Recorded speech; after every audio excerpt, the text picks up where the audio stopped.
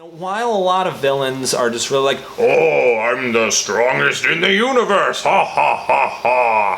What is up, YouTube people? Eric here with Team Badman, and I am squeaky clean. That is all I wanted to say. I'm getting the heck out of here. But seriously, it has been one heck of a week to be a DBZ player. Spoilers have been coming out in absolute droves, so people are really kind of getting a feel for how the set is going to end up shaping up.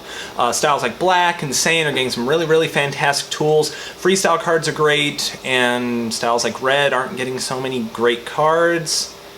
Sorry, I guess? The Fargo Regional was this past weekend, which gave a lot of players a real feel for where the meta is going to end up shaping over the next couple of weeks, just before the release of Vengeance, in which this Saturday, the Chicago Regional will probably be the last event where Vengeance isn't actually legal, though I believe the week after maybe, don't quote me on that.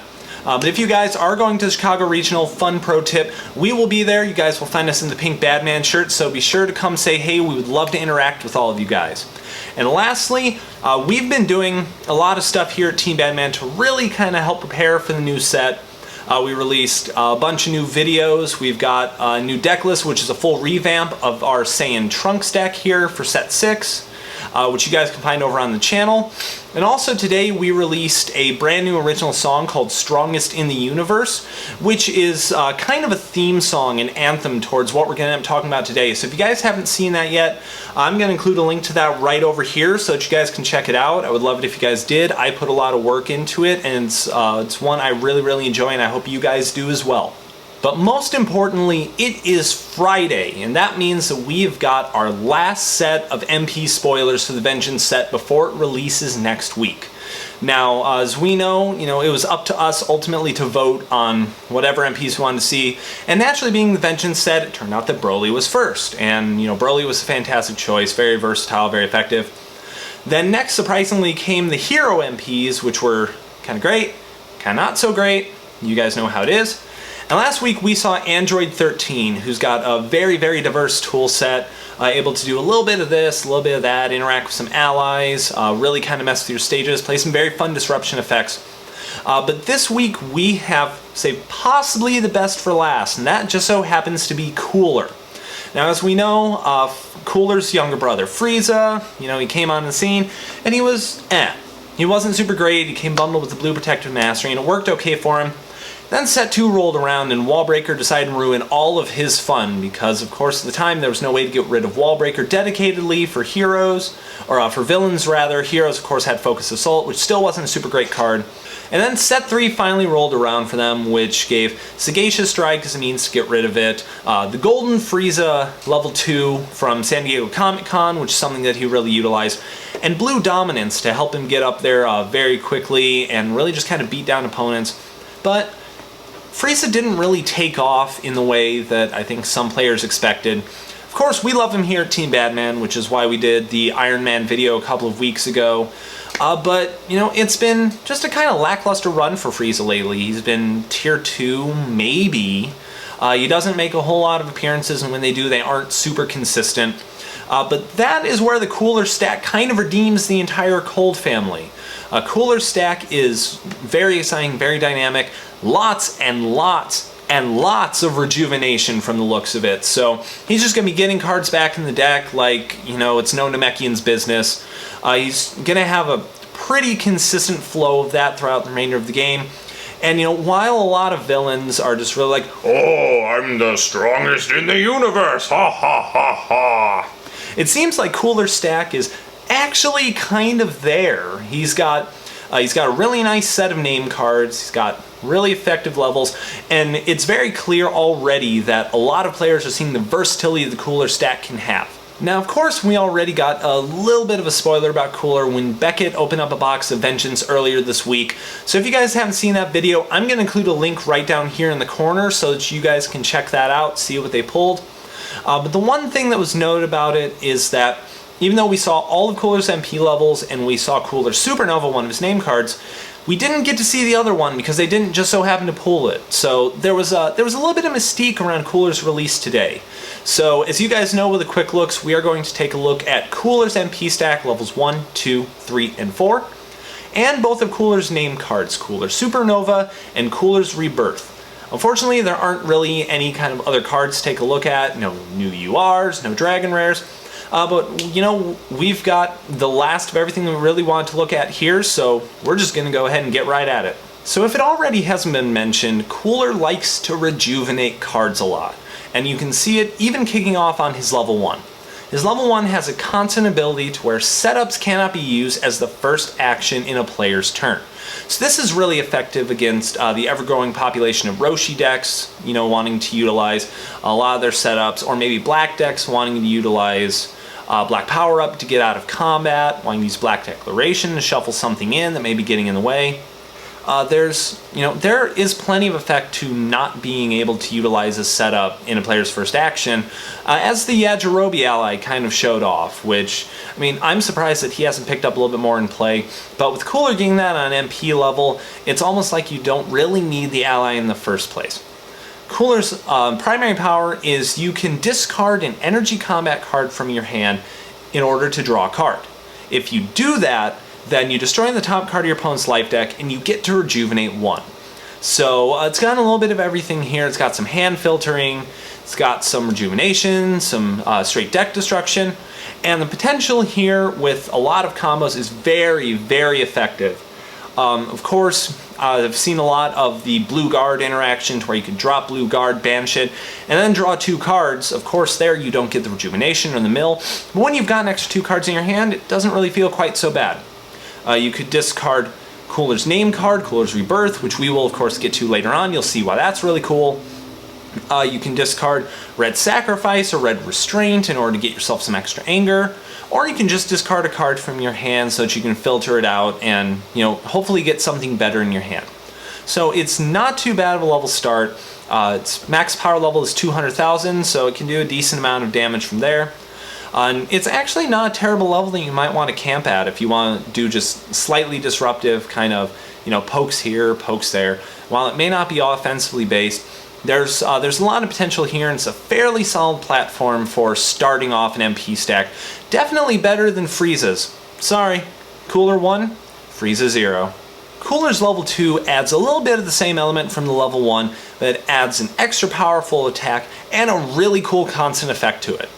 So Cooler level 2's constant effect says anytime you take damage that was not prevented, afterwards you raise your anger 1 level. So it ties in a little bit better with a lot of the anger decks. Black can utilize this really well. Of course, Red and Rage can utilize it well, or just about any deck that actually wants to earn itself some anger. So there could be some really fun interactions here with cards like Blue Overpowering Drill, where you're just constantly gaining anger, whether you block an attack, whether you take damage from an attack. It's ultimately however it wants to work for you. Cooler's primary ability is a physical attack card with an immediate effect to Rejuvenate 2, which is nice enough in and of itself. Of course, being able to rejuvenate cards is great. Rejuvenate 2 is really powerful, but it's for 5 life cards, which is really, really powerful for a physical attack. That's just fantastic outright. And even if it didn't have a hit effect, that would be great in and of itself. But its hit effect harkens back to Cooler's level 1, in which you can discard a card from your hand to draw a card. So there's the consistent hand filtering there. It's a very strong physical attack. You get the extra rejuvenation. It's a super, super solid level all around. And I could see blue decks utilizing dominance just to get to this level and continually filter out cards, rejuvenate cards back into the life deck. It's both a great defensive and offensive option. And it's just an incredibly strong level. Honestly, I think it even beats out the Golden Frieza promo, which, you know, we know how effective that is, but the rejuvenation here is more effective. The damage is more consistent. The hit effect's great. The extra anger is awesome. I'm going to give this one to Cooler as well, so Cooler 2, Frieza 0. As soon as Cooler reaches level 3, things start to get really, really fun for this MP stack. So it's got a when you reach this level effect, a continuous effect, and an attack, so it's absolutely stacked once again, very similar to some of the other MP levels that we've seen in the set so far. So when you reach Cooler level 3, you get to search your Banished Zone for a card and rejuvenate it. Now, the raw potential of this is just absolutely staggering, because there's limit 1 per deck cards that banish themselves after use, like Villainous Visage or Blue Terror, or just about any of those cards, Sinister Choke, a lot of those you can just pull them right back and get them back into your life deck to use them again, which, you know, using one Visage in a game is plenty strong enough. Beginning to utilize a second one, maybe even more, who knows? It's ridiculous the potential that this ability has, and it almost kind of makes the idea of a Banished Zone moot, because when you're able to pull cards right out of the Banished Zones, like, okay, shit. It's like, okay, so I've got this discard pile here, and there's another discard pile? Is that what this is called? Is this discard pile 2? Is this inconveniently placed zone? I mean, what exactly do we call it anymore? On top of that, Cooler has a consistent effect that after you take damage from any attack, Rejuvenate 1. And it's not just an instant effect, it is a constant effect. So Cooler can sit there and just take damage for days and be constantly getting cards back into the life deck. It's almost kind of unfair in a way, you know, just being able to, you know, take little pot shots of damage, or maybe, you know, kind of wick them off or whatever. And hey, you get extra cards back in the deck, even if your opponent's just using a card like Red Double Strike for anger, or does, you know, no damage with an attack or something like that. You're still getting cards back, so you're not going to have a discard pile for very long if your opponent's a very, very aggressively based deck and you're able to prevent, you know, a bunch of stage damage or a bunch of life card damage. On top of that, Cooler has an energy attack for 6 life cards with the immediate effect to Rejuvenate 3, which is even better than the previous level's effect. It's better than almost any rejuvenating effect in the game right now. It's a very strong energy attack. The level's just absolutely stacked. I think the only downside I can see is that at its maximum power level, it only just barely breaks the F bracket, which means that when we get a new attack table, it's going to kind of fall off pretty quickly, but the immediate effects are just way too powerful to ignore. So let's see. Rejuve a card from the Banished Zone, an extra attack, rejuve every time you take damage. Okay, plus 3 stages, use your level 1 effect. Well, Cooler 3, freeze to 0, let's go! And lastly, we get to Cooler's level 4, which has an absolutely ridiculous effect, extremely reminiscent of Cell's once game-breaking level 4. Except this time, you know, instead of having kind of a sort of lame name like I feel Cell's level 4 did, Cooler's level 4 name is Overlord. How cool is that? Cooler's level 4 power can only be used 1 time per game, but when you find out what it is, you will know exactly why. Cooler has a constant effect as well in this level. It says anytime a player gains anger, Rejuvenate 1. Now clearly this has a lot of applications with very fast anger gaining decks. You know, Red and Rage is going to get a lot out of it. Black decks will get a lot out of it. But even just subtle little anger gains here and there. If you're playing with the Blue Protective Mastery, you can, you know, raise your anger whenever you block with its effect, which means you get to Rejuvenate. Or anytime your opponent gains anger there, you get to Rejuvenate. You can utilize some of those cards that forcibly raise your opponent's anger. Rejuvenate. You can see where this is going, and it's going to be just really, really effective, especially in Red and Raged, which doesn't have that great of discard power recursion. I mention it a lot because it's true, but Cooler may just be the saving grace for that. And lastly, Cooler's phenomenal level 4 power allows you to lower your MP 1 full level to rejuvenate 7 cards and end combat.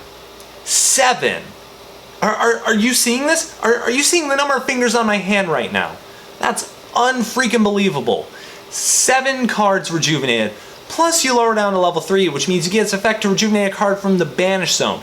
So that's a net 8 card gain back into your life deck at the expense of lowering yourself a level, and you immediately end combat, so there's no real drawback there except for the fact that you can only do it 1 time a game.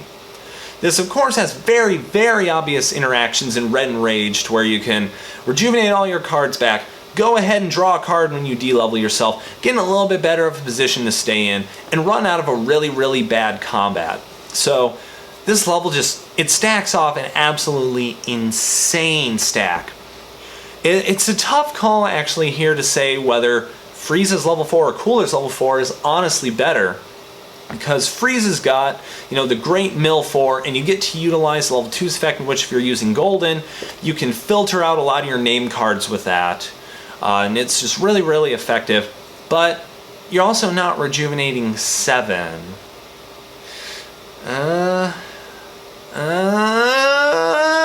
Ultimately, I'll leave it up to you guys to decide which level 4 is better, Freezes or Coolers. But arguably, when we start looking at name cards, Cooler pulls ahead by an absolute country mile. So that's what we're going to go ahead and look at now. First on the docket is Cooler Supernova, which, I'm kind of bummed the name is super similar to Freeze's Supernova, but at the same time they use the same technique in the movies, and so it kind of makes sense. But arguably, Cooler's is just so much better. So as we know, Freeze's Supernova is a 3-for-5 energy attack that adds 3 extra life cards of damage for every named card that's in the discard pile. Now, this one, Cooler Supernova, doesn't exactly ramp up its own damage, but trades this off by the benefit of having unpreventable damage. So Cooler Supernova is a 3-stage for 6 life energy attack that deals unpreventable damage, which means if it hits, it's basically going to be guaranteed to do the full 6. Plus, it also raises your Anger 2 levels outright, which has an extra application in a lot of those Anger gaining decks that I've already been mentioning. However, the real benefit to Cooler Supernova is its parenthetical effect, which says, if this card is in your discard pile, when entering combat, you can rejuvenate it to destroy a setup or drill. Now, the whole when entering combat interaction is busy enough as it is, and having this to add on top of it in order to get rid of key threats such as red relaxation or visiting the past or anything like that is just ridiculously powerful, and it's also going to be a big key in helping people remember the exact timing of when they can use their effects and how they're actually going to use them. Plus, this gets an extra card back into your life deck, which is going to be great. You can just recycle it again. If you hit with it in Red and Rage, that's going to be 3 anger, 2 immediately, and 1 for using critical damage effect, because you're basically going to be guaranteed to deal critical damage. It's a very powerful named card, arguably better by a long shot than Freeze's original Supernova, and it's just another reason why he's cooler. Lastly, we come to Cooler's Rebirth, which is a card very similar to one that already exists in the game, which is also conveniently out of a movie collection. But this one has even more application to it and is almost borderline kind of disgusting in how effective it is. So Cooler's Rebirth is an energy combat card that has an instant effect that's utilized whenever you take damage. You get to use the effect to rejuvenate 2 styled cards from the Banished Zone and place it on top of the life deck after use. This is made even better by the fact that it's got 3 endurance on the card, so if you need it in a pinch after you take damage, you can get the extra cards back, put it on top, boom, that's 4 cards of damage that you can prevent right there. Also, this one just so happens to have a parenthetical effect which says, if this card is discarded from your hand during combat, you can rejuvenate it, which is expected out of Cooler at this point. He just likes getting cards back, like having a lot of fun effects. Plus, this one interacts immediately with his level 1, which you can discard it, rejuvenate it, draw a card, destroy a card from the top of your opponent's life deck, and then rejuvenate another, which is going to be a net gain of 3, 2 in your own deck and 1 off of theirs, which is just incredibly effective. In this case, it's not only better than Freeze's other named card, Freeze's Captive Strike, but it's better than Lord Slug's Regeneration, which is a card that this is arguably going to harken back to the most obviously. Being able to recycle cards like Red Left Bolt, Black Reflection, Blue Terror, anything to banish for endurance like Orange PowerPoint, is just extremely effective. You can see a lot of archetypes almost get based around this ability of recurring cards from the Banished Zone. So it's absolutely insane to see the potential that this card could have. And it's even more ridiculous when you consider that it's not an event, so it cannot be affected by heroic and villainous energy sphere. That's... how do you even justify this guy? How did this guy get past R&D? Along with all of this, we were also given a special bonus preview of Cooler's own special ally for him, Salza, which, if you've been looking at the other MP sets revealed, it seems to be very much a theme with this set, that MPs have an extra ally to go with them.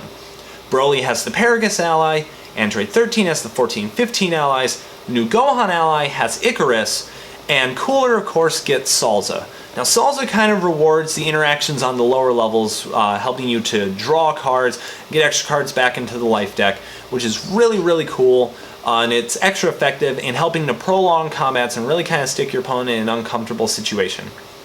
So, Salza's effect, of course, if Cooler is your MP, you can use it regardless of your power stages.